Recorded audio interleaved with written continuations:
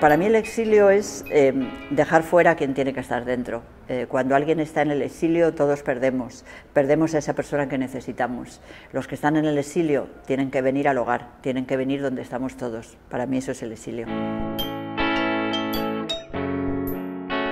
Yo soy completamente independiente y la candidatura no es ni de Podemos ni de Ganemos, es una candidatura ciudadana de personas, en las que hay personas absolutamente independientes, personas que pertenecen a otros grupos, como el grupo ECUO, o como Ganemos, o como Podemos, o como yo, nada de nada. Entonces es una cosa muy original, porque es un conjunto de ciudadanos que, perteneciendo o no perteneciendo a otras organizaciones, estamos allí no como pacto ninguno de partidos, sino como exclusivamente a título personal, ¿no? Se llaman partido instrumental, es decir, que es cuando realmente no hay un partido, sino es una agrupación que acaban llamándolo partido instrumental porque es la forma en la que la ley electoral la ha definido, pero la naturaleza no tiene nada que ver con lo que es un partido tradicional, en cuanto que nosotros no somos un partido, ¿no? Yo creo que eso es una gran novedad y a mí me parece que es muy interesante ver lo que puede dar de sí.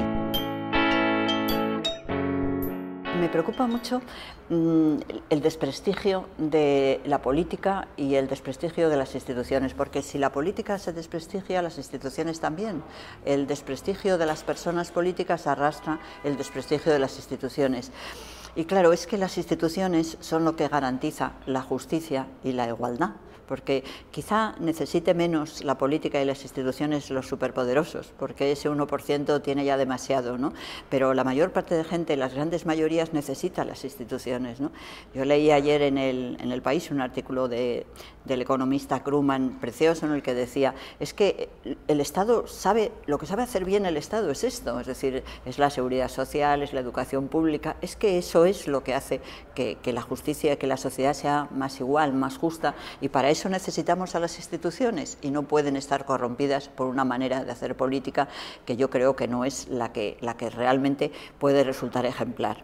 Con eso, ¿qué quiero decir? Que debe haber debate, claro que sí, pero el debate tiene que ser un debate democrático, con mucho respeto personal, escuchando las ideas de unos y otros, no cayendo jamás en esa bobería del tú más o el del chiste fácil, porque es que gobernar es demasiado serio, ¿no? A mí me da mucha vergüenza cuando veo que los diputados, por ejemplo, hacen un chiste de uno en relación con el otro y le sacan gracia. No tiene ninguna gracia, estamos hablando de cosas muy importantes, que la vida de las personas está en manos de las instituciones y de los políticos que las generan, ¿no? Y yo por eso exijo una seriedad y exijo que la estructura del debate no sea violento. Es que esta ley es muy moderna, es una ley del año 2000. Y entonces no hubo ningún grupo político que se interesara por ese tema en ese momento. Estamos hablando, pues los debates fueron en torno al 1999 y tal. Bueno, ¿cómo es posible que no hubiera sensibilidad por parte de las personas que estaban debatiendo la ley? Yo entonces estaba en el Consejo del Poder Judicial e insistí en que tendría que haber una regulación específica sobre el desahucio en el que se completara eso. Pero bueno, el Consejo éramos 20, aquello no salió, pero me sorprendió muchísimo que no hubiera esa sensibilidad, de decir, bueno, pero estamos haciendo una ley moderna en el año 2000 y no se piensa en esa verdaderamente disparate que es dejar a una persona en la calle, porque yo tenía la experiencia, había sido decana aquí de Madrid y me acuerdo un día que un sacerdote de una barriada nos dijo, venir a ver un barrio de chabolas conmigo para que veáis cómo se deshace una familia cuando pierde la casa. Y fuimos y lo vimos con nuestros ojos, la gente deja de poder asearse, los niños dejan de escolarizarse, es decir, es como una especie de precipicio en donde cae una familia, ¿no? Y a partir de ese momento, cuando yo estaba en el decanato, nos sensibilizamos muchísimo y montamos un servicio muy ¿cómo os diría yo?, muy espontáneo, pero que evitaba el que se quedara la gente en la calle, porque en cuanto nosotros conocíamos que los jueces iban a dictar una resolución de desahucio, en aquel momento no era tanto por ejecución hipotecaria, sino simplemente por no poder pagar las rentas de alquiler, pues entonces intentábamos buscar una alternativa para que esa persona tuviera una vivienda. Y fue tan interesante que hicimos hasta un dossier para calcular el número de personas que los jueces iban a desahuciar para estar preparados. Y entonces pues acudimos al ayuntamiento y llegamos a un acuerdo de hacer una especie de pequeñas reuniones, bueno, varias entidades, ¿no? Y al final Cáritas Diocesana dijo que ellos iban a hacer unas viviendas de carácter transitorio, ¿no? Y la verdad es que las llegaron a hacer, yo ya no estaba entonces, pero que ese movimiento pues después no lo continuaron los decanos restantes, siguientes, y cuando era más necesario, que hubiera sido cuando hace 3 o 4 años empezamos a ver la plaga que estaba produciendo la crisis económica y la ejecución de tantísimas hipotecas, pues ya no había nada de eso, y eso me dio una experiencia para saber cómo hay que repararlo. Pero claro, hubiera sido muchísimo mejor que hubiera una ley que lo hubiera previsto, que se hubiera modificado la ejecución hipotecaria, que no tiene sentido que se utilice nada menos que en relación con un producto de primera necesidad como es la vivienda, etcétera. Quizá aprovechando mi relación con los compañeros jueces, pues intentar que el decano de Madrid acepte el que se ponga un servicio especial para allí mismo, en los juzgados, para en cuanto una persona sepa que tiene alguna posibilidad de tener un procedimiento de lanzamiento, de desahucio, lanzamiento es como nosotros llamamos, pues que sepa dónde tiene que acudir, ver cómo se puede parar ese lanzamiento, ver cómo se puede negociar para que se quede en la situación más ventajosa, y si nada de eso es posible y al final hay que hacer el lanzamiento, que tenga otra vivienda digna a su disposición. La corrupción es una cosa tan vergonzosa que es un auténtico cáncer, es decir, es algo que está destrozando las arcas públicas y, por supuesto, la confianza, ¿no? Entonces, yo por eso insisto muchísimo en hacer un observatorio. Está en el programa de Ahora Madrid y esta mañana yo estaba hablando de ello a los medios. Es necesario que se constituya un observatorio sobre la corrupción, un observatorio en el marco de Madrid en el que analicemos por qué se produce la corrupción, cuál es la causa, ¿no? Yo creo que hay una causa incuestionable, que es una manera de gobernar, la oscuridad, el buscar una forma en la que lo que se pretende siempre, el tener una visualización de los líderes políticos e intentar resaltar aspectos puramente personales y adjetivos, dejando sin tener en consideración lo profundo, lo último, lo de las personas que realmente les afecta. Todo eso ayuda a la corrupción, ¿no? Pero hay más. Yo también creo que la corrupción se desarrolla bien en la ineficacia. Cuando las instituciones son burócratas, cuando no son ágiles, cuando no responden a los deseos de los ciudadanos, pues el virus de la corrupción puede prender, y eso es lo que tenemos que hacer en este observatorio, ¿no? Todos los economistas, sean de derechas, de izquierdas, es decir, neoliberales, todo el mundo está de acuerdo que lo que garantiza la igualdad de oportunidades es la educación de 0 a 3 años, ¿no? Y entonces la educación de 0 a 3 le corresponde al ayuntamiento, ¿no? Pues a mí me gustaría que fuéramos capaces de hacer un diseño técnico de la educación de 0 a 3 que fuera el mejor. Dicen que lo mejor es Finlandia, pues el mejor, porque yo creo que eso es un proyecto de futuro. Conseguir que dentro de unos años haya madrileños que estén preparados para aprender, que disfruten aprendiendo, que disfruten trabajando en equipo, que sepan lo que es la empatía, es decir, hacer el mejor núcleo de personas que puede en su día ser lo que nutre y haga Madrid verdaderamente importante y deseable.